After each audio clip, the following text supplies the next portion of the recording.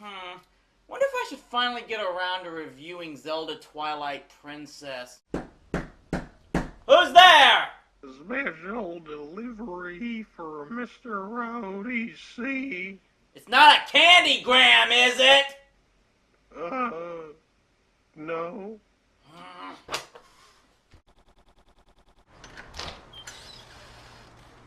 There's no one here!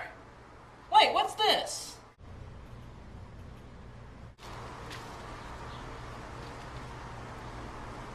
Why do I get an ominous feeling that something disturbing and horrific will occur if I open this package?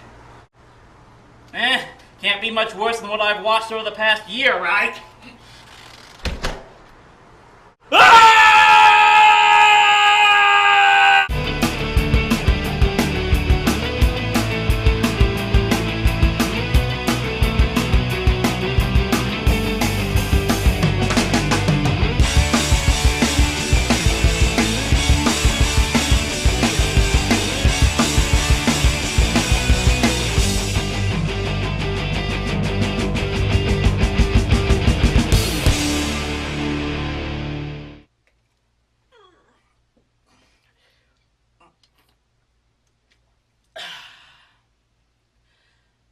Welcome to TV Trash, and what the frack was this? I mean, wow! I've seen stupid, I've seen pointless, and I've seen absolutely insane, but I don't know if I've seen a bigger combination of all three than this abomination that somehow got a one-shot appearance on Cartoon Network's Adult Swim. Okay, from what I can gather, the Groovenians was a pet project of one Kenny Sharp, an artist who seems to specialize in abstract paintings involving classic cartoon characters or something. I'm not an art expert. Then in 2002, he somehow convinced Time Warner to let him create a pilot for a CGI animated TV show. Because, you know, painting pictures that feature the Flintstones and the Jetsons qualifies you to make a full animated series. And if this is what abstract painters think passes for animation, let's all be glad it didn't exist in Picasso's time. Let's get this over with.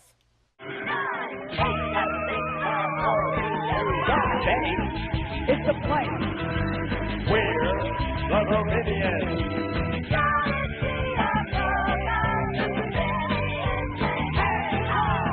It's like the 60s threw up in a computer animation program. By the way, do the performers of this opening song sound familiar to you? Take yourself a little too far. Travel beyond the wildest star. Yeah, that's the freaking B-52s. What, did their royalties from Love Shack run dry or something? The cartoon itself opens on a planet that must be devoid of atmosphere since we can see all the houses from out in space. This is the planet Jeepers, which looks like one huge California suburb, and what? Ladies and gentlemen, please welcome to the stage the newest act from the Glindian jet duo called Zoo Zippowow. And now, here's my zentabulous boyfriend, Jet, with a little number we call a free love noise funny funny. Guys, have you been spiking my cokes with catnip again? Ha ha ha! That's right, Looky. Won't you be free? 'Cause it's a free love noise funny funny all the time. If Maynard G. Krebs is dead, he's throwing up in his grave right now. So yes, Glindy and her boyfriend Jet like to dress up as flowers, perform beatnik numbers, and squirt paint on things. And if you think this show can't get more insane than this, oh, your naivete is sad. Poetry in slow motion. Your color like lotion makes my heart a commotion. Oh, and Jet's voiced by Pee Wee Herman. Seriously, I'm thinking it was while recording this that Paul Rubens finally began wishing he'd kept it in his pants. Their actions aren't looked fondly on by Jet's parents, at least I think they're his. It's not really made clear. Oh, and you'll be thinking that's not really made clear a lot in this review, trust me. What do you kids think like this? A party? When are you gonna learn that you can't have your cake and eat it too, huh? By the way, the dad is voiced by Dennis Hopper, and guess what? That's not the only character he voices. I really wonder what role bombed the actor's career more, Malcolm McDowell with Caligula or Hopper with King Koopa. Now Jet and Glindy are out of their costumes, for no given reason, and are too busy moping about how Jeepers is too boring for them that they don't notice a spaceship flying overhead. And that's actually one of the few things that makes sense on this show, as we'll see later. The ship drops off a friend of theirs named Nixon, who I'm guessing was abducted by the aliens and then rejected by them. Guys, I found a place. The place, man. Man, it was great. It's a place where you could be anything you want to be. Groovenia. Ooh, Groovenia. Groovenia! Groovenia! Groovenia's the place to be. Fun for you and fun for me. Groovenia is all I see. Money back guarantee. Ugh, Simon Cowell would be too good for this talentless hack. Go to Groovenia. Get out of here while you can. Here, take this. It's my key to Groovenia. Go to the Jeepers Jetport and jump on the intergalactic fun bus. When you get there, find Zazie, the Gizzerino tree. She'll tell you what you need to know. It's at this time that the adults decide to shove the harsh realities of life down the two's throats with this game show enactment of saying how Glindy has to get a horrible job and Jet is marrying her sister. And this is when things really start to get nuts. Yeah! The answer's no!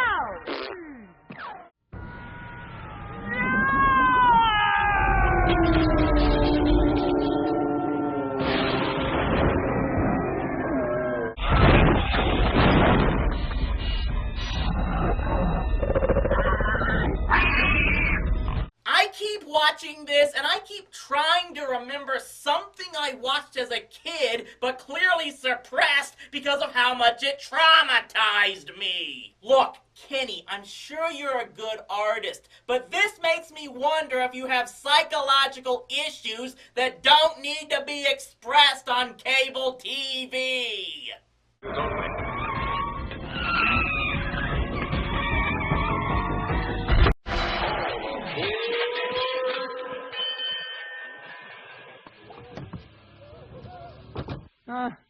They'll be back. So Jet and Glindy escape Jeepers on the intergalactic fun bus to Groovenia.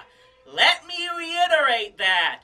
This is supposed to be the completely boring, uneventful planet of Jeepers, yet it has the technology of interplanetary travel. And you know, if there are shuttle ships leaving for Groovenia all the time, how did Jet and Glindy not know about it until just now? Why didn't Nixon take them with him at the start? And why is the flight attendant on the ship a three-breasted woman voiced by RuPaul? Say hey!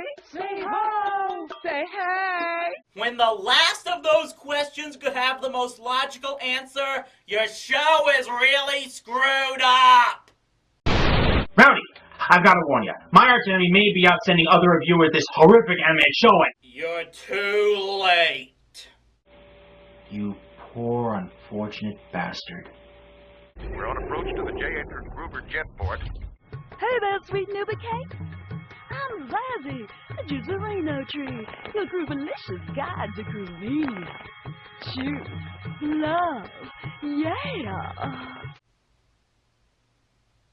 Yes, the guide to Groovenia is a talking tree.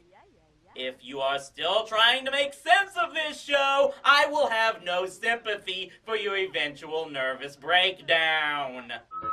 oh my, oh me. I see you have a key. Just slide the key inside my slot. A pretty key can tell a lot. Oh, what the heck? Why not?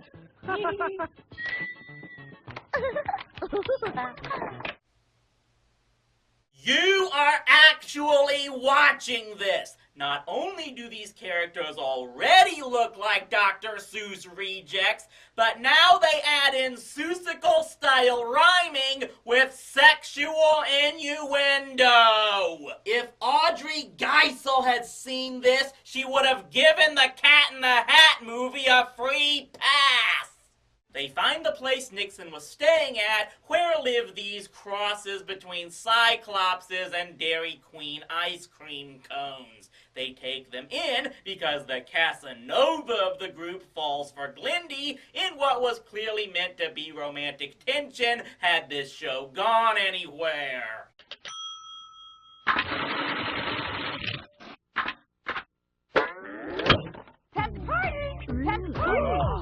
Uncle Don! Grenia.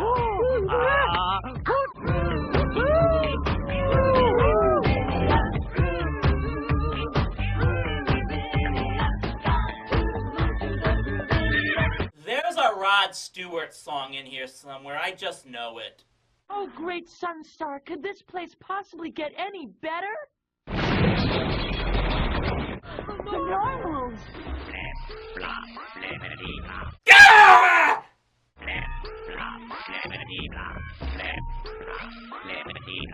Okay, these things I remember!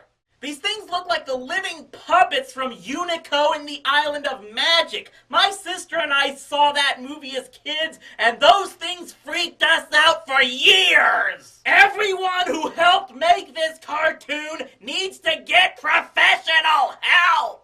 The Normals are here to collect tax money from the Groovenians and are led by King Norman. Get it, Norman the Normal, who is also voiced by Dennis Hopper. You just want to do your art and have fun, huh? Well, it's not that simple. You have to pay the piper for it, and it just so happens you're looking at him. He goes into this whole song and dance bit about loving money, but ultimately his entire point seems to be about everything having a price and consequences, which I can't really disagree with.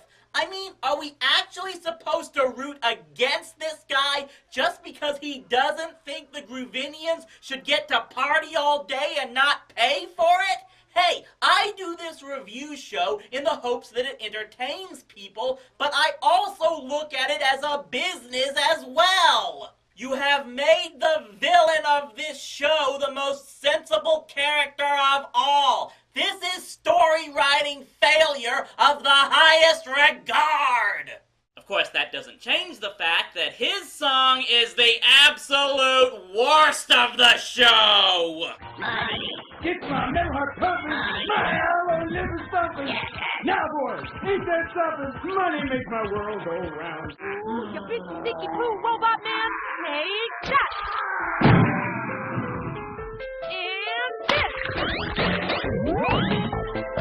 Yes, Glindy is fighting off the gloomy monochromatic villains by injecting them with color.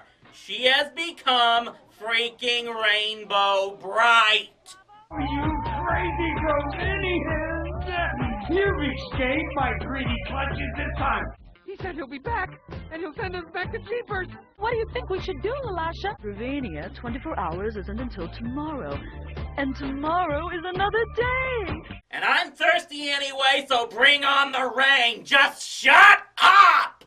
What was that even supposed to mean? If she'd said something like tomorrow never comes, that might have made a small bit of sense, but that was just the dumbest philosophy I've ever heard. Please die and stop stealing air from intelligent people. And that's how this thing ends, clearly baiting for a second episode. And is anyone surprised that a second episode never happened? This was the cartoon equivalent of a car crash. I can see see it as an attempt to send a message about not letting go of dreams and creative freedom, but it fails because the story has no cohesion. Plot elements that make no sense come out of nowhere, the characters are as annoying as all get out, the music makes Sonic Underground tolerable by comparison, and the animation looks like a CGI version of stop motion, which is just stupid! Cartoon Network only aired this pilot episode once more before burying it in their vault, and good riddance to it!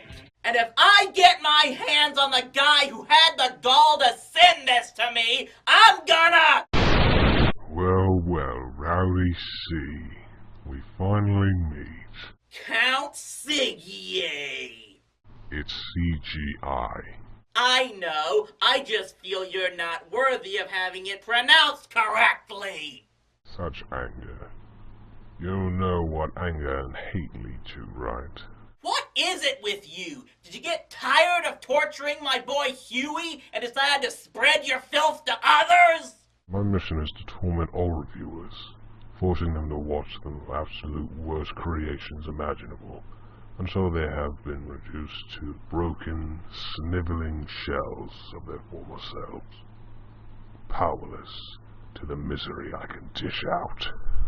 Wait, you thought that this was going to break me? That this pathetic piece of psychedelic garbage was gonna somehow crush my spirit? Hey, newsflash, I survived Heil Honey, I'm home, you jackwagon! The Groovenians was only one small portion of what I can deliver. I have a treasure trove of horrific animated shows and movies that I can distribute at will. And there's no way you can stop me. Oh my god, you're right. I don't have near the power to stop a being like you. I mean, the best I could hope to do is distract you while Genie transports the ninja cast to your lair so they could plant a magnet bomb that would wreck your video trove. What? Blow it, guys! What? No! Enjoy restocking your library, asshat. Will probably be a lot more difficult now that Zamzar doesn't download YouTube anymore. You haven't seen the last of me. Stupid masked moron thinking he can leave cartoon crap on my doorstep. And that package was postage due as well!